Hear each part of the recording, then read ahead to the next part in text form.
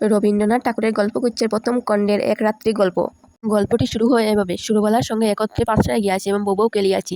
তাহাদের বাড়িতে গেলে সুরবালার মা আমাকে বড় যত্ন করিতেন এবং আমাদের দুজনকে একত্র করিয়া আপনা আপনি বলাবলি করিতেন। হা, দুইটিকে বেশ মানায়। পাড়ায় তাহার রূপের প্রশংসা ছিল, কিন্তু বর্বর বালকের চক্ষে যে সৌন্দর্যের কোনো গৌরব ছিল না। আমি কেবল জানিতাম সুরবালা আমারই প্রভুত্ব স্বীকার করিবার জন্য পিতৃকে জন্মগ্রহণ করেছে, এই জন্য সে আমার বিশেষরূপে অবহেলার পাত্র। আমার পিতা চৌধুরী জমিদার নায়েব, যে তার ইচ্ছা আমি তাই হব।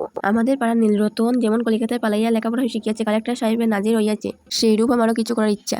আমিও নীলরতনের দৃষ্টান্ত উৎসাহিত হইয়া একসময় বিশেষ সুবিধার যুগে কলিকাতায় পালাইয়া গেলাম। নাজির সেরেস্তাদার হইতে আসিয়াছিলাম, কলিকাতায় এসে লক্ষ্যটাই পাল্টে গেল। এমন সময় আমার পিতা এবং সুরবালার পিতা একমত হইয়া সুরবালার সহিত আমার বিবাহের জন্য উদ্যোগ হইলেন। বাপকে বলিলাম, বিদ্যাভ্যাস সম্পন্ন সমাধান না করিয়া বিবাহ করিব না। 2-4 মাসের মধ্যে খবর পাইলাম উকিল রামলোচন বাবুর সহিত সুরবালার বিবাহ হইয়া গিয়াছে। পতিত ভারতের চাঁদা আদায় কার্যে ব্যস্ত ছিলাম, এর সংবাদ অত্যন্ত তুচ্ছ বোধ হইল। এন্ট্রেন্স পাস করিয়াছে, ফার্স্ট আর্টস দিব। এমন সময় পিতার মৃত্যু হইল। সংসারে কেবল আমি একা নই, মাতা এবং 2 ভগিনী আছে, সুতরাং কলেজে ছাড়িয়া কাজের সন্ধানে ফিরিতে হইল। বহু চেষ্টায় নোয়াখালী বিভাগের একটি ছোট শহরে এন্ট্রেন্স স্কুলের সেকেন্ড মাস্টারি পদ প্রাপ্ত হইলাম। অগ্নিদায়ের আশঙ্কায় একজন করিয়া মাস্টার স্কুলের ঘরেতেই বাস করিত। আমি একা মানুষ, আমার উপরে সেই বার পড়িয়াছিল। এখানকার সরকারি উকিল রামলোচন রায়ের বাসা আমাদের স্কুল ঘরে অনতি দূরে, এবং তার সঙ্গে তার স্ত্রী, আমার বাল্যসখী সুরবালা ছিল, তাহা আমার জানা ছিল। একদিন রামলোচন বাবুর বাড়িতে গেলাম, দেখি ঘরের ভিতরে দুটি চোখ আমার দিকে দৃষ্টি নিক্ষেপ করছে। এরপর থেকে কোনো কাজে মনোযোগ করিতে পারি না। রামলোচন একটা বড় মোকদ্দমা কিছুকালের জন্য অনর্থ গেছে আমার স্কুল ঘরে। আমি একা যেমন একলা ছিলাম, সেদিন সুরবালা ঘরে সুরবালা বোধ করি সেই রূপ একা ছিল। সেদিন সোমবার ছিল, সকাল হইতে আকাশ মেঘাচ্ছন্ন হইয়াছে। বেলা 10টা হইতে টিপ টিপ করে বৃষ্টি পড়িতে আরম্ভ করিল। এ রাতে ঘুমাইবার চেষ্টা করা পিতা, মনে পড়িল এই দুর্যোগে সুরবালা ঘরে একলা আছে।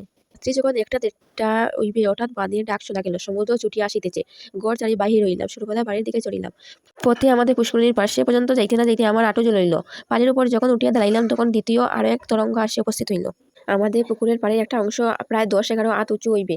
পাড়ের উপরে আমি যখন উঠিলাম, বিপরীত দিক হইতে আরো একটি লোক উঠিল। 8-5-6 দ্বীপের উপর আমরা 2 প্রাণী আসিয়া দাঁড়াইলাম। সমস্ত বিশ্ব সংসার ছাড়িয়া সুরবালা আমার কাছে আসিয়া ওই দাঁড়াইয়াছে।